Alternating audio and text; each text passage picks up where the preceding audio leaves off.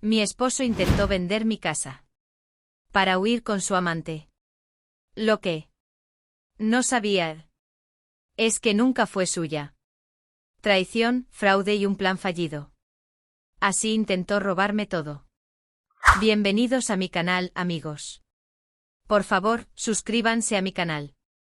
Y ayúdenme a cumplir mi sueño de llegar a los 200 suscriptores. La llamada llegó con la precisión de una cuchillada limpia, justo cuando estaba negociando una cláusula de arrendamiento en la sala de juntas de Northbridge Tower. Me largo, dijo él con una calma que helaba. Ya vendí la casa. Me mudo con mi nueva chica. Suerte buscando techo. Y colgó. Así, sin más. Me quedé mirando la pantalla negra del móvil, sintiendo una pausa en el tiempo, como si alguien hubiera retirado súbitamente todo el aire de la sala. No sentí rabia. Ni siquiera tristeza.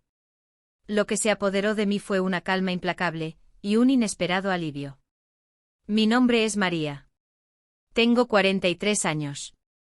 Broker de propiedades comerciales en Northbridge, Hudson Valley. Hace 18 años me casé con un hombre que confundía mi éxito con su libertad financiera.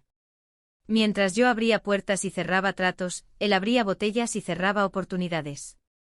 Durante demasiado tiempo quise cosas sencillas, respeto, apoyo, una complicidad que no tuviera fecha de caducidad. Lo que obtuve fue una carga disfrazada de compañero. Al otro lado de la mesa, el señor Mario esperaba pacientemente con su bolígrafo suspendido en el aire. Le dediqué una sonrisa medida, casi mecánica. Disculpe la interrupción. Estábamos hablando de los accesos para camiones, ¿verdad? Mientras repasábamos planos y especificaciones, mi mente trabajaba en paralelo. Jorge siempre había sido brillante para las promesas y torpe con los detalles. Yo, por mi parte, me había vuelto experta en anticipar sus fracasos. A los 35, sus deudas de juego casi nos dejan en bancarrota. 2 años después, fue el restaurante que jamás abrió. Y luego la debacle de las criptomonedas, su gran movida del siglo que casi nos arrastra a la ruina. Después de esa última catástrofe, actué. En silencio. Refinancié la casa a través de mi empresa y transferí la propiedad a Gravenhall Group Holdings. Cada pago salió de una cuenta comercial. La escritura era de la empresa. Legal. Blindada. Irrevocable. Al terminar la reunión, estreché la mano del señor Valeratix con firmeza. Crucé el vestíbulo de mármol con pasos contenidos, sintiendo como el nítido aire de septiembre acariciaba mi piel al salir. En el coche, mientras atravesaba las calles familiares, pensé en los documentos guardados en la caja fuerte. En las cartas de cese redactadas por mi abogado. En la sonrisa arrogante de Jorge, que pronto se borraría como el vapor en un espejo. Entonces vibró mi teléfono. Un mensaje. No te molestes en volver. Ya empezamos la mudanza. Mi abogado dice que no puedes hacer nada. Me reí. Una carcajada seca, cortante. Su abogado. Si es que realmente había contratado uno. Jorge nunca había entendido lo que significaba ser minucioso. En casi 2 décadas, jamás había leído un solo documento financiero. No sabía cómo se pagaban las facturas. Nunca se preguntó por qué yo insistía en revisar cada papel después de cada uno de sus fracasos. Al girar hacia el camino de entrada, lo vi, cajas apiladas junto a la puerta, luces encendidas, movimiento dentro. Una mudanza en proceso. Él creyó que estaba ganando. Me pareció enternecedor. Había sido yo la columna vertebral de ese matrimonio. La contadora, la negociadora, la garante silenciosa. Mientras Jorge tejía fantasías de riqueza instantánea, yo acumulaba propiedades metro a metro. Mi empresa, Gravenhall Group Holdings, nació sobre un escritorio compartido encima de una tienda de bagels. Hoy gestionaba millones en activos por todo el norte del Valle de Hudson. Y lo mejor de todo era que, como siempre, él no había visto venir nada. Me bajé del coche sin apuro. El aire olía a hojas secas y promesas nuevas. Esta vez el juego apenas estaba comenzando. Y yo llevaba las cartas marcadas. Crecí en East Haven, un lugar donde la estabilidad era un lujo y la desconfianza, una herramienta de supervivencia. Aprendí pronto que la seguridad no se hereda ni se pide, se construye. Mi madre lo perdió todo cuando mi padre nos dejó y con cada factura vencida y cada promesa rota, sellé un voto silencioso conmigo misma, jamás permitiría que alguien tuviera el poder de derrumbarme. Por eso siempre mantuve cuentas comerciales separadas. Por eso nunca abandoné mi apellido de soltera en lo profesional. Y por eso cuando Jorge comenzó a tropezar una y otra vez con sus planes fallidos, tomé las riendas de nuestra vida financiera sin hacer ruido, reestructurando cuidadosamente todo para blindarme de su torpeza. Pero para Jorge mis logros eran solo espejos en los que admirarse. Le encantaba presumir en cócteles y reuniones sobre nuestro éxito, sobre la empresa inmobiliaria que yo construí piedra a piedra. Se presentaba como socio, como visionario, como hombre detrás de la mujer, sin mencionar que no había invertido más que su ego en la operación. Las alertas estaban ahí. Noches en las que aseguraba estar trabajando en su nueva idea brillante. Llamadas que tomaba susurrando, encerrado en el garaje. Camisas nuevas con etiquetas que nunca vi comprar. Pero lo verdaderamente revelador no fue la ropa ni las llamadas. Fue su repentino interés por detalles que nunca le importaron antes, el valor de nuestras propiedades, las condiciones de las hipotecas, las estructuras legales de los activos. Preguntas formuladas con fingida ligereza, que olían a preparación. 2 semanas atrás, lo descubrí fotografiando documentos en mi oficina de casa. Lo enfrenté. Se rió. Solo intento entender mejor nuestras finanzas, Nat. Asentí sin decir nada. Esa noche trasladé los papeles importantes a la sede de Graven Hall. Instalé nuevas cerraduras. Nuevos sistemas. Silencio absoluto. Y ahora, desde mi coche observando las luces encendidas en lo que aún legalmente era mi casa, supe con certeza lo que Jorge había intentado. En su mente había diseñado el golpe perfecto, vender la propiedad, tomar el dinero, desaparecer con su amante y dejarme en ruinas. Tenía lógica, en un sentido oscuro. Casi admirable. Si no fuera por el pequeño detalle de que era completamente ilegal. Y moralmente putrefacto. Desbloqueé el móvil y marqué. Miguel, dije apenas contestó. Soy María. ¿Recuerdas esos documentos de contingencia? Un leve silencio. ¿Los de cese y desistimiento? Los necesito esta noche. ¿Qué ha pasado? Jorge intentó vender la casa. La mía. Para financiar su fuga. Una pausa, más larga esta vez. ¿Estás diciendo que ya se vendió? Eso parece. María, eso es fraude. Lo sé. ¿Puedes estar en la oficina en 1 hora? Estoy en camino. Colgué. Luego me quedé sentada, contemplando las siluetas que se movían detrás de las cortinas del salón. Jorge. ¿Y ella? Su cómplice. Seguramente brindando por su gran jugada, convencidos de haberme superado. No tenían idea de lo que venía. Las piezas encajaron con una precisión dolorosa. Jorge no solo había estado siendo infiel. Había estado planeando mi caída. Recolectando datos, robando documentos, asesorándose con alguien, o alguien, que le había vendido la fantasía de que podía apropiarse del trabajo de mi vida.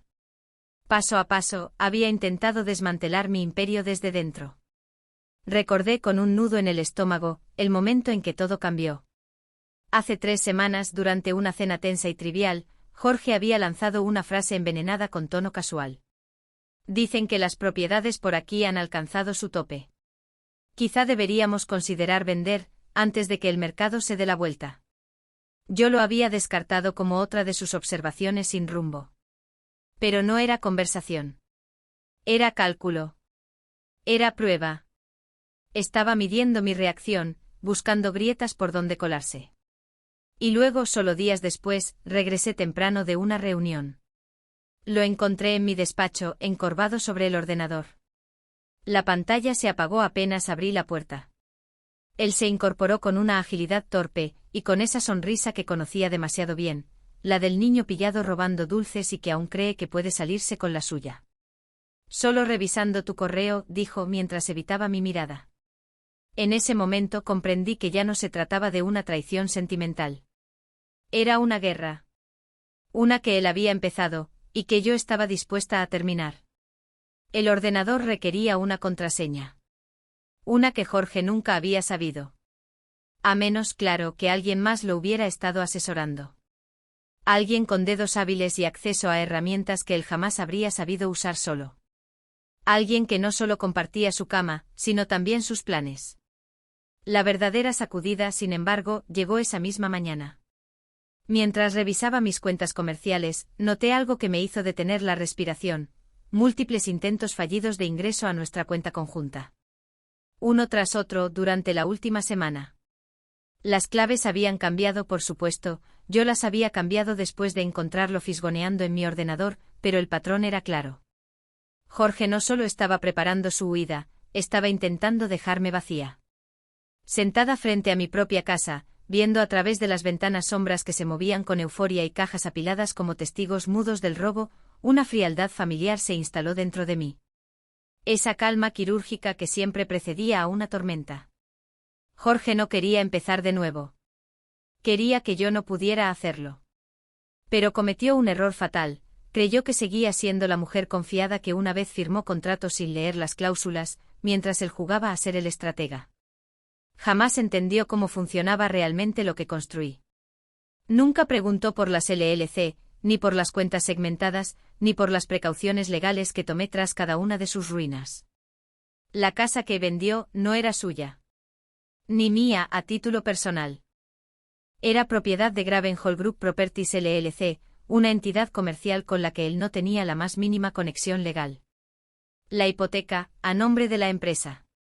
La escritura, registrada bajo mi corporación. Cada dólar pagado, salido de mis cuentas empresariales, auditadas, firmadas y archivadas. En resumen, compré mi casa de nuevo tras su último desastre, asegurándome de que nunca pudiera volver a apostarla en una fantasía financiera. Una precaución que hasta esta noche deseaba no haber necesitado. Pero ahora se convertiría en la punta de lanza de mi contraataque. Jorge había intentado vender algo que no le pertenecía. Y quien lo compró o creyó haberlo hecho, estaba a punto de aprender una dolorosa lección sobre diligencia debida. Respiré hondo. Mis llaves tintinearon entre los dedos mientras caminaba hacia la puerta de mi casa. Desde dentro, risas, la carcajada grave de Jorge y una voz femenina más aguda, nasal, flotando entre cajas medio abiertas y muebles que todavía olían a mí. Creo que deberíamos usar algo más cálido en el dormitorio, decía ella, risueña. Este tono bis está tan pasado de moda.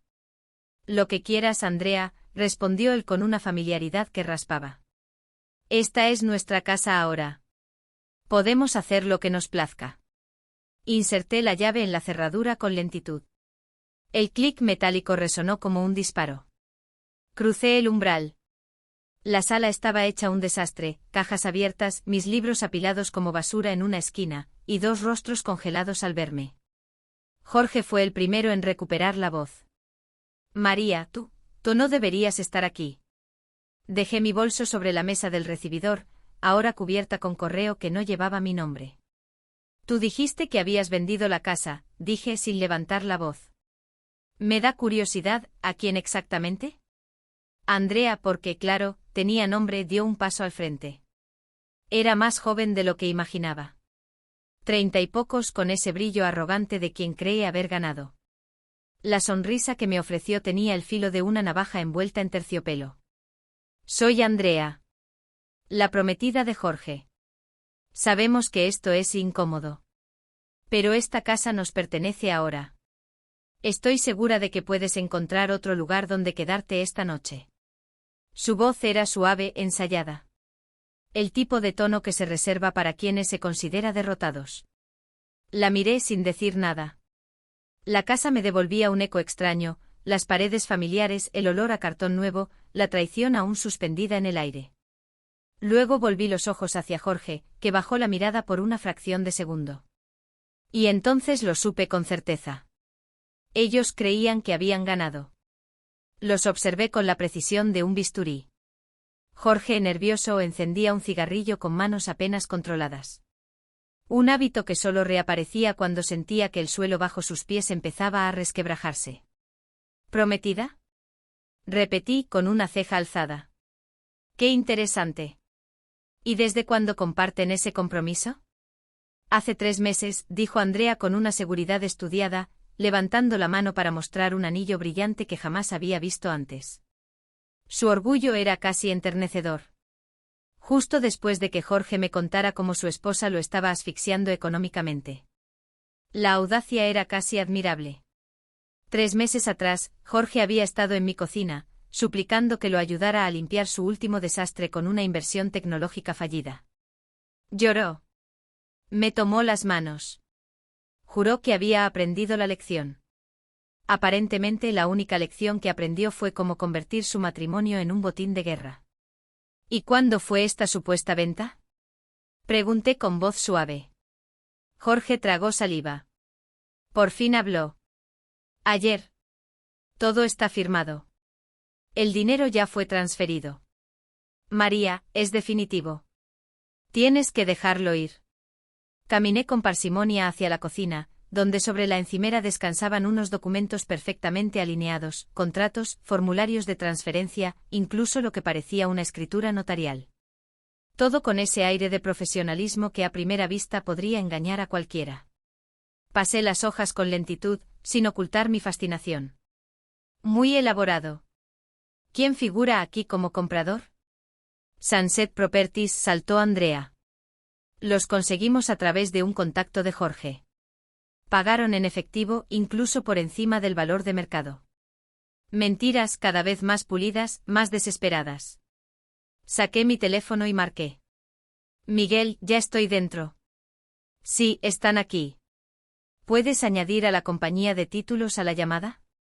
Quiero una verificación inmediata de los registros de propiedad de esta dirección. Jorge avanzó rápidamente su mano alzada, intentando arrebatarme el móvil. No puedes hacer esto. La venta ya está hecha. Di un paso atrás, esquivándolo con frialdad. ¿La venta de qué exactamente?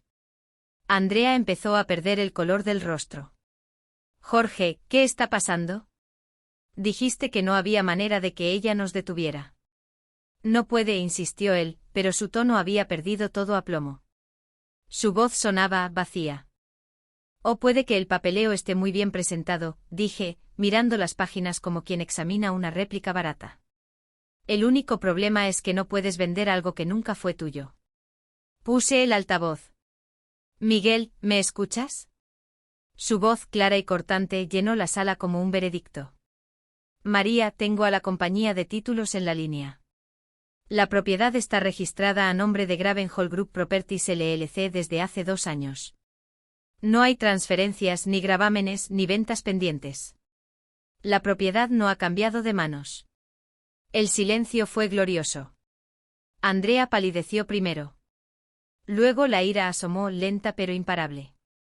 Sus ojos se clavaron en Jorge con creciente comprensión. ¿De qué demonios está hablando? Dijiste que eras el dueño. Dijiste que podías venderla. Jorge levantó el mentón, aunque su voz apenas se mantenía firme. Soy el dueño. Estamos casados. Lo tuyo es mío. Miguel, dije sin mirarlo, ¿puedes aclarar la ley de propiedad conyugal tal como se aplica a una LLC en el Estado? La respuesta de Miguel llegó con un tono que bordeaba la satisfacción profesional. En Hudson Valley, los activos de una LLC están legalmente separados de los bienes conyugales, incluso si uno de los cónyuges es propietario de la empresa. Si Gravenhall Group Properties posee esta vivienda, el señor Pierce no tiene ningún derecho legal sobre ella. El rostro de Jorge se deformó. Ya no era arrogancia, era puro pánico. Eso no tiene sentido. Yo vivo aquí. Pago cosas aquí. ¿Pagas cosas? Repetí, casi riendo. ¿Cuándo fue la última vez que cubriste un solo gasto? La hipoteca sale de mi cuenta empresarial. Las facturas, el seguro, los impuestos, todos pagos corporativos. No has contribuido ni con un céntimo en 3 años. Andrea giró lentamente hacia él. La mirada que le dirigió tenía filo.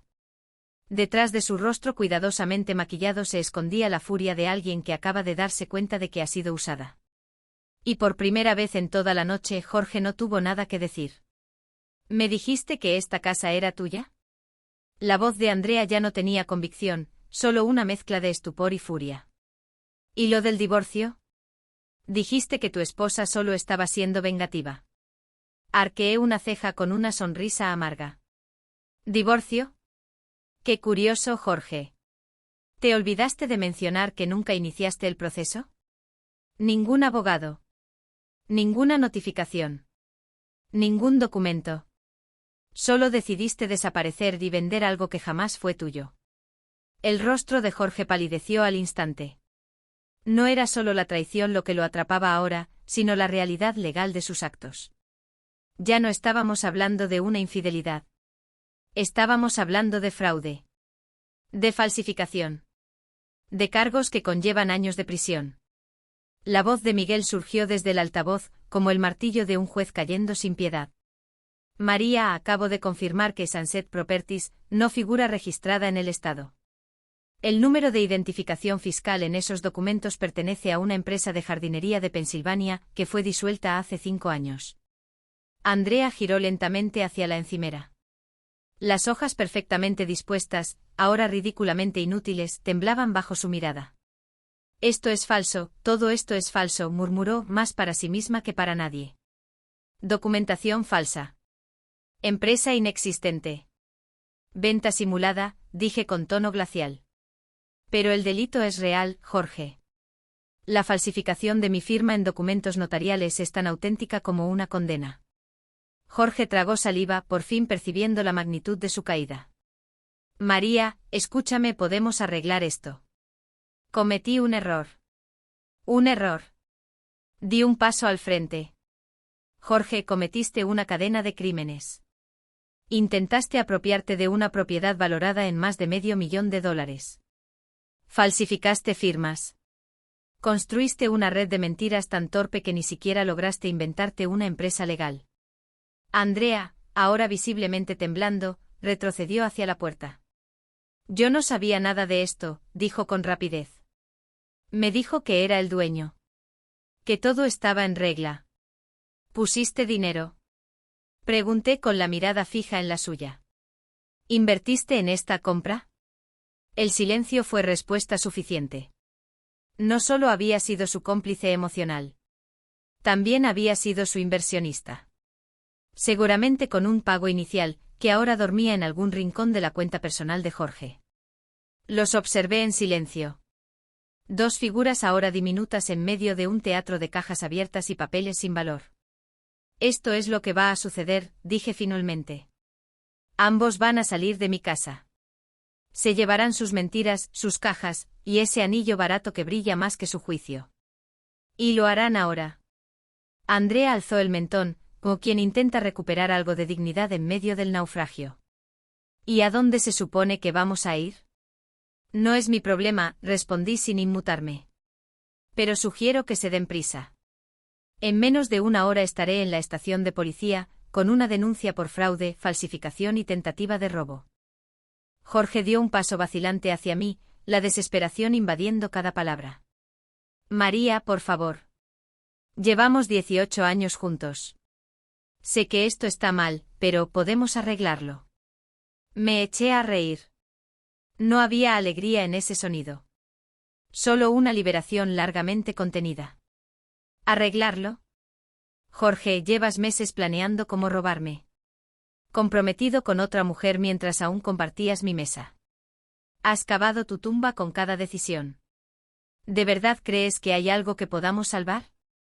Andrea guardaba silencio. Pero sus ojos, agitados, se movían con rapidez. Calculaba.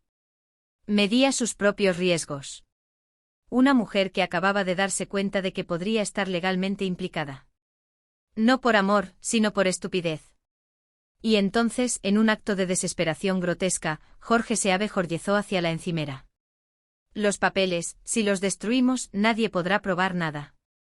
Miguel, dije al móvil sin siquiera levantar la voz. ¿Podrías explicarle, lo de las copias? Por supuesto, respondió Miguel, con la calma de quien ya tiene el caso ganado. Fotografiamos todos los documentos cuando me llamaste. Además, el intento de venta fue registrado esta mañana en la oficina del condado. El rastro legal ya existe. No puede ser borrado. Jorge se quedó paralizado. La verdad, por fin, había dejado de ser una amenaza abstracta. Ahora era una sentencia en construcción. Jorge se desplomó contra la isla de la cocina, como si sus piernas ya no le pertenecieran. El plan que había construido en la sombra, mal calculado, mal ejecutado, no solo había fallado. Había dejado un rastro legal tan claro que él mismo lo había firmado con su ruina. ¿Cómo lo supiste?, preguntó su voz hueca. ¿Cómo lo descubriste tan rápido? No lo descubrí, Jorge. Lo anticipé. Hace 2 años, después de tu brillante jugada con las criptomonedas, transferí esta casa a nombre de mi empresa. Me blindé. Me protegí de ti. La verdad le golpeó como un martillazo seco. Sus ojos se apagaron. ¿Estuviste planeando esto todo el tiempo? ¿Esperando que yo? No, lo interrumpí. Estuve construyendo un refugio contra tus decisiones. Pensé que aún te quedaba algo de decencia. Me equivoqué. Andrea, aún en pie junto a la puerta, habló por primera vez en minutos. Su voz apenas era un susurro. ¿El dinero que te di para el pago inicial dónde está? Jorge no contestó. El silencio fue más elocuente que cualquier mentira. Su rostro se tiñó de rojo. Lo gastaste, susurró ella. Era una afirmación, no una pregunta. Puedo devolvértelo, dijo él con torpeza. Solo necesito que las cosas se calmen. ¿Con qué?, espetó ella, el tono ahora afilado. No tienes empleo. No tienes activos. Y acabas de cometer un delito grave que te va a perseguir durante el resto de tu vida.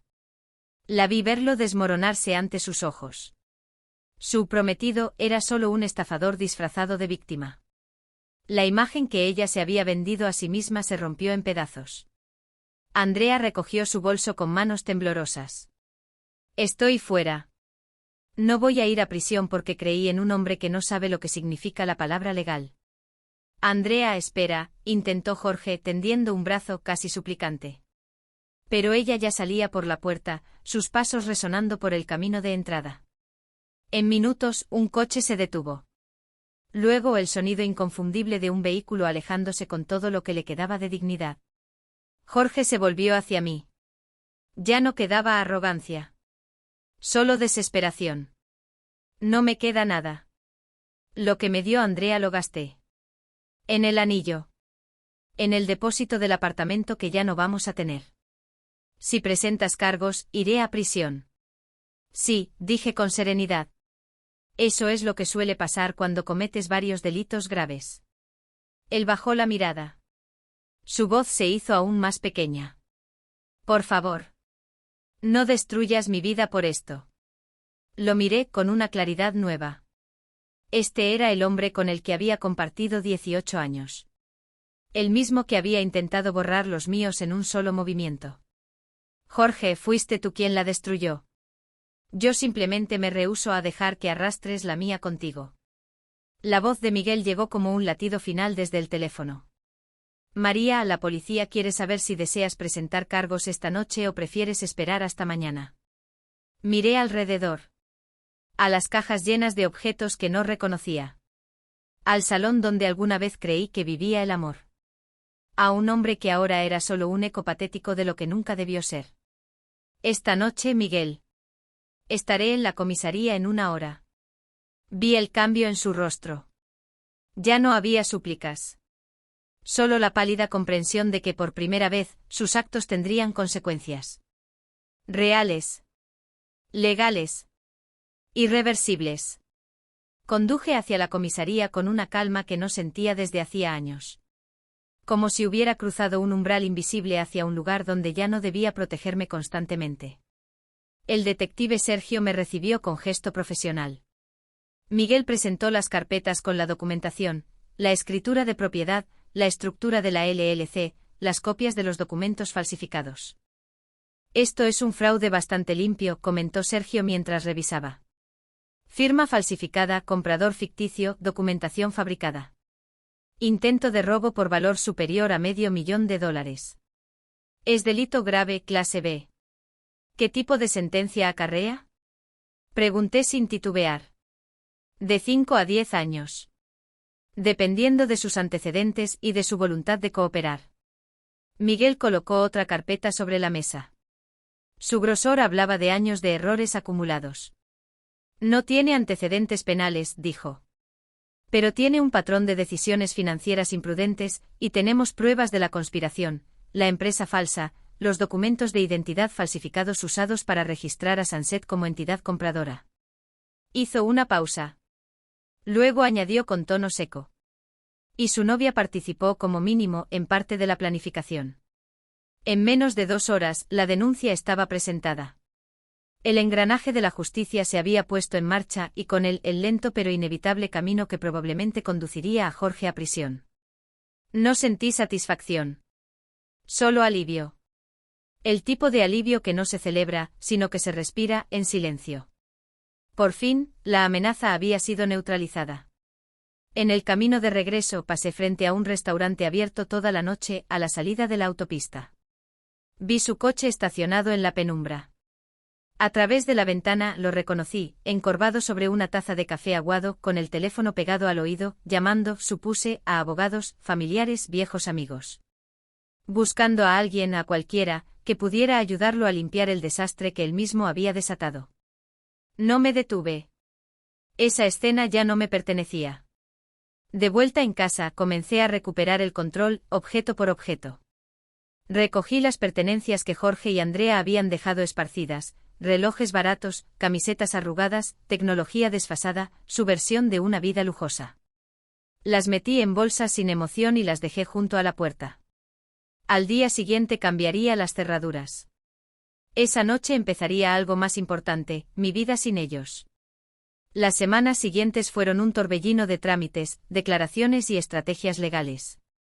Jorge contrató a un abogado penalista, pero la evidencia lo aplastaba con la fuerza de una AV Giorgecha. Miguel, siempre meticuloso, me mantenía al tanto, mientras yo volvía a enfocarme en lo que sabía hacer, construir, cerrar, crecer. Lo sorprendente fue lo rápido que el silencio se volvió natural. 18 años casada y, sin embargo, a solo una semana de su arresto, mi hogar respiraba en paz. Ya no había sobresaltos por tarjetas bloqueadas. No había que explicar bejoryeces. No existía la tensión de vivir con alguien que era su propio desastre andante. Mi negocio floreció. Sin Jorge drenando mi energía, cerré 3 acuerdos importantes ese mismo mes. Uno de ellos, un complejo logístico de última milla, me generó una comisión de 6 cifras. Pero más allá del dinero, era la claridad lo que me embriagaba. Por primera vez en años, podía concentrarme sin tener que apagar incendios ajenos. Andrea, en un giro predecible, buscó inmunidad a cambio de cooperación. Y la obtuvo. Entregó todo, mensajes, notas, incluso audios donde Jorge se jactaba de cobrar su parte del matrimonio. Su traición selló el destino que él mismo había escrito. El divorcio fue más trámite que batalla. Jorge, sin activos, sin defensa, sin dignidad, no tenía nada que reclamar. Con una condena inminente asomándose en el horizonte, aceptó los términos sin protestar. Me quedé con la casa. Con el negocio. Con las cuentas. Él con su libertad por ahora. Redecorar se convirtió en mi forma de marcar territorio. Despedí cada vestigio de su mal gusto con una mezcla de entusiasmo y calma. Colores neutros. Maderas claras. Texturas suaves. Cada rincón de la casa respiraba ahora una sola identidad, la mía. Era mi espacio, mi refugio, mi reflejo. Y por primera vez en mi vida adulta, vivía enteramente para mí. No por contraste con alguien más, no como reacción a su desorden, sino como afirmación de mis deseos, mis estándares, mis silencios. Era liberador. Mirando atrás, reconozco que la traición de Jorge fue un quiebre. Pero también fue un umbral. Me arrojó al abismo y al hacerlo, me liberó de la jaula disfrazada de matrimonio. Lo que alguna vez temí perder, resultó no tener valor alguno. Lo que creí que me sostenía, solo me arrastraba.